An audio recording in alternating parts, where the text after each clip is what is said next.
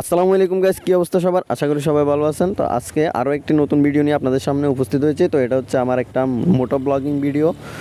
তো প্রত্যেক দিন চিন্তা করি যে ভিডিও তৈরি করব, কিন্তু পরবর্তীতে আলসির কারণে সকাল হইলে বলে যে দুপুরে বের হব, দুপুর হলে বিকালে, এভাবে করতে করতে আবার রাত হয়ে যায়। রাত হইলে আবার চিন্তা করি যে ভিডিও করব। তো এভাবে সবগুলা দিন চলে যাচ্ছে, আমার ভিডিও তৈরি করাও হচ্ছে না। তো আবার চিন্তা করি যে চ্যানেলও গ্রো হইতেছে না, এখান দিয়ে ফেজও গ্রো হইতেছে না, এগুলোও চিন্তা করে আবার ভিডিও তৈরি করতে পারি না। তো ভিডিও তৈরি না করলে চ্যানেল আর ফেজ থেকে গ্রো হবে। তো আজকে আমি একটু বের হয়েছিলাম দুপুরবেলা। তো সকাল ধরে কিন্তু প্রচুর বৃষ্টি হয়েছে, পাশাপাশি আপনার বাতাসও হয়েছিল, তুফানও হয়েছিল একটু একটু। তো এখন একটা কাজ হচ্ছে ওই গাড়ির সার্ভিসিংয়ের জন্য একটু বের হয়েছিলাম, সার্ভিসিং করানোর জন্য ফেনীর উদ্দেশ্যে। তো বের হওয়ার পরে এখন বৃষ্টি হয়েছে প্রচুর, তো যার কারণে ওয়েদারটা খুবই ভালো সুন্দর ছিল। তো আমি আস্তে আস্তে যাচ্ছিলাম, কারণ বৃষ্টিতে রাস্তাঘাট একদম ভিজা। তো গাড়ি চালানোর সময় কিন্তু আবার সাবধানতা অবলম্বন করতে হচ্ছে প্রচুর, আর স্পিডও তুলতেছি না, কারণ হচ্ছে এই অবস্থাতে কিন্তু গাড়ি চালানোর সময় গাড়ি প্রচুর পরিমাণে সমস্যা করে, ব্রেকিংয়ে সমস্যা করে, আবার স্লিপ কাটে। তো যার কারণে আসলে সমস্যা, আপনারা রাস্তায় দেখতে পাচ্ছেন পানি জমে আছে কিন্তু, কারণ সকাল থেকে প্রচুর পরিমাণে বৃষ্টি হয়েছে, মানে কি বলবো আর, এত পরিমাণে বৃষ্টি হয়েছে, পাশাপাশি বাতাস হয়েছে, আবার সামনে কোনো গাছ টাছ ভাঙা আছে কিনা সেটাও চিন্তা। তো আমরা আস্তে আস্তে চলে যাচ্ছিলাম বাইক নিয়ে। তো যাইতে যাইতে আশেপাশের পরিবেশগুলো দেখতেছিলাম, প্রাকৃতিক পরিবেশ খুব ভালো লাগতেছিল। আসলে বৃষ্টি হয়ে সব একদম ধুয়ে মিশে গেছে, এখন পরিবেশগুলো কিন্তু খুবই সুন্দর লাগতেছে। তো হালকা হালকা গুড়ি বৃষ্টি কিন্তু তখনও পড়তেছিল। তো আমি যাচ্ছিলাম হচ্ছে সার্ভিসিংয়ের জন্য, তো বের হয়েছি। আবার রেইনকোট ছিল, কিন্তু এমন বৃষ্টি ছিল যে এই বৃষ্টিতে আসলে রেইনকোট পরার দরকার পড়ে নাই।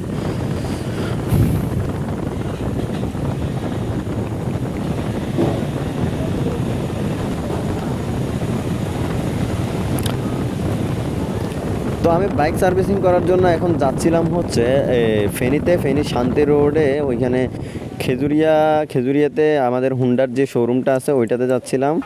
তো ওইখানে আসলে গাড়ি সার্ভিসিংয়ের জন্য তারা ফোন দিয়েছিল, তৃতীয় সার্ভিসিংটার টাইম হয়েছিল অনেক আগে। আমি আসলে সার্ভিসিং করানোর জন্য যাচ্ছি এরকম বলতে যেরকম ভিডিও করার জন্য বের হচ্ছি, এরকম করতে দেরি করি, ওইরকমভাবে আসলে সার্ভিসিংয়ের জন্য যাচ্ছিলাম না। তো তারা ফোন দিচ্ছিল যে সার্ভিসিংয়ের টাইম হয়ে গেছে, টাইম ওভার হচ্ছে, আপনি গাড়িটা সার্ভিসিং করা নেন। তো আমি এই জন্য আসলে বের হয়ে পড়ছি। তো এখন আমরা হচ্ছে এই আমাদের হাসানপুর যে এরিয়াটা বড় অফিসের ওই দিক দিয়ে পার হচ্ছিলাম। তো রাস্তাঘাট কিন্তু প্রচুর ভিজা, তবে ওয়েদারটা আমার কাছে ভালো লাগতেছিল অনেক। আসলে এরকম ওয়েদার এমনিতেই ভালো লাগে, তো গাড়ি চালাইতেও কিন্তু ভালো লাগতেছিল।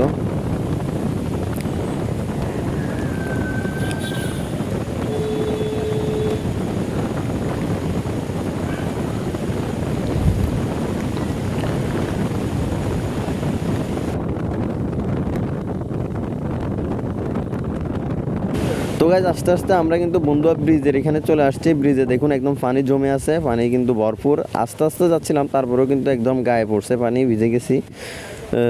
এখন হচ্ছে আমরা বন্ধুয়া ব্রিজ থেকে নিচের দিকে চলে যাচ্ছি। আসলে সকাল ধরে প্রচুর বৃষ্টি। এখানে আবার কি হলো?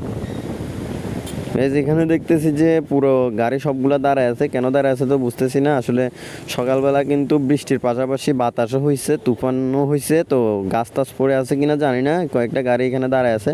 তো চিন্তা করতেছি যে আসলে ডাইন সাইড দিয়ে ঢুকবো নাকি, ডান সাইডে ঢুকলে তো আসলে রং সাইড। ওই দিক থেকেও দেখলাম যে একটা দুইটা সিএনজি এবং বাইক আসতেছে। তো তার জন্য ভাবতেছিলাম যে আমি কি রং সাইড দিয়ে ঢুকবো নাকি ঢুকবো না। কয়েকটা বাইক যাচ্ছিলো, তো তার জন্য একটু ওয়েট করতেছিলাম যে আমি এ সাইড দিয়ে ঢুকবো নাকি ঢুকবো না। একটা কনফিউশনের ভিতরে ছিলাম, আর মাত্র আসছি, কিছু বুঝতেছিলামও না।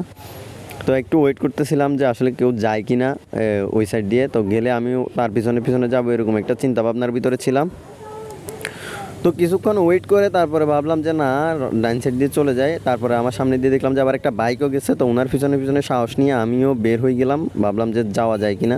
তো যাইতে দেখতেছি যে সিরিয়ালটা আসলে ছোট না, অনেক বড় একটা সিরিয়াল পড়ে গেছে। আর বাস এবং সিএনজি থেকে স্কুল কলেজের ছাত্রছাত্রী যারা আছে তারা আসলে নেমে হেঁটে চলে যাচ্ছিল। তার মানে বোঝা যাচ্ছে আসলে গাড়িটা জ্যাম অনেক আগে বেজে গেছে। তো এখানে কি হয়েছে সমস্যা এখনও শিওর বুঝতেছি না। আমরা আর একটু সামনের দিকে গেলে হয়তো বা বুঝতে পারবো কি ঝামেলাটা হয়েছে। তো আমরা যাচ্ছিলাম, এখানে দেখতেছি যে লাইনে লাইনে বাস, সিএনজি বিভিন্ন গাড়ি দ্বারা এসে আর কলেজের ছাত্রছাত্রীরা যাচ্ছে। তো এখান দিয়ে হর্ন দিতে দিতে তারা সরতে আসলে রাজি নাই। আমি অনেকক্ষণ ধরে হর্ন দিচ্ছিলাম, একদম সাইডে আমি রাস্তার বাইরে চলে যাচ্ছিলাম, তারপরেও কিন্তু সাইড দিতেছে না। তো তারপরেও আস্তে আস্তে যাচ্ছি, সমস্যা নাই, যেহেতু এখানে জাম পড়ছে এরকম হবে। তো সামনে অনেক মানুষের ভিড়, তো সামনে আসলে কি হয়েছে ঘটনাটা সেটাই বুঝতেছি না। এখানে আবার পুলিশ দেখে তো আমি পুরো ঘাবড়ে গেছি ভাই। এখানে ট্রাফিক পুলিশ মনে হয়, কারণ আগের দিন আমি জরিমানা দিছি 500 টাকা।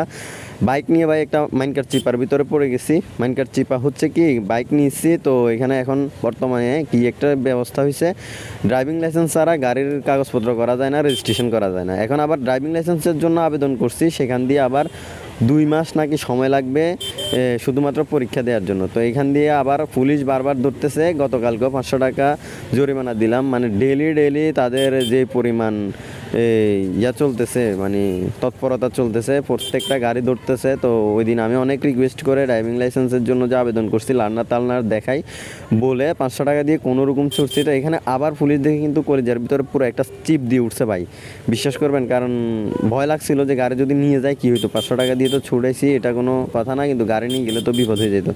তো যাইতে এখনও সিরিয়াল কিন্তু শেষ হয় নাই, গাড়ি একদম জ্যাম হয়ে আছে। কত বড় সিরিয়াল পড়ছে মনে হয়, 2-3 ঘন্টা ধরে এখানে যাইতে পারে নাই। তো এখানে আবার একটা মেশিন দেখছিলাম কাটো, তো বোঝা গেছে যে এখানে হয়তো গাছ পড়ছিল, তারা এগুলো পরিষ্কার করতেছে। তো আমি আস্তে আস্তে যাচ্ছিলাম, এখান দিয়ে গাড়ি পুরোপুরি জ্যাম। তারপরও আমি কিন্তু দাঁড়াই থাকলে এখানে অনেকক্ষণ সময় লাগতো, রং সাইড দিয়ে ঢুকে, তাও একটু বের হয়ে চলে আসছি। তো এখন হচ্ছে বের হয়ে আসছি, এখন আমি সামনের দিকে শান্তি মতো যেতে পারতেছি। এখানে হয়তো 2-3 ঘন্টা ধরে জ্যাম পড়ছে, অনেকে আসলে এখানে আটকা পড়ছে। যাক আমি কিন্তু আসছি, আসার পরে দেরি করতে হয় নাই। যদি আগে আসতাম, সকালবেলা বের হওয়ার কথা ছিল, যদি বের হইতাম কিন্তু এখানে আটকে থাকতাম। যাক আল্লাহ যা করে ভালোই করে।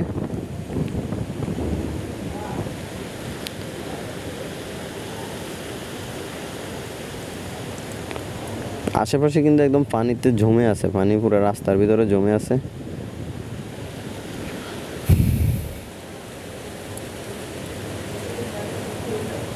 এখন হচ্ছে আমি বন্দুয়া দৌলতপুর উচ্চ বিদ্যালয় যেটা আছে সেটা পার হচ্ছিলাম। তো গাইস এখন ভিডিওটা এখানে অফ করব, কারণ বৃষ্টি আবারও শুরু হয়ে গেছিলো, একটু বৃষ্টির ফোঁটা পড়তেছিল। তো দেখা হবে পরের ভিডিওতে, ততক্ষণ সবাই সুস্থ থাকবেন, ভালো থাকবেন। আর ভিডিও ভালো লাগলে ভিডিওতে লাইক কমেন্ট করে দিয়ে একটু পাশে থাকবেন। তো দেখা হবে পরের ভিডিওতে, ততক্ষণ সবাই সুস্থ থাকবেন, ভালো থাকবেন, আল্লাহ হাফেজ।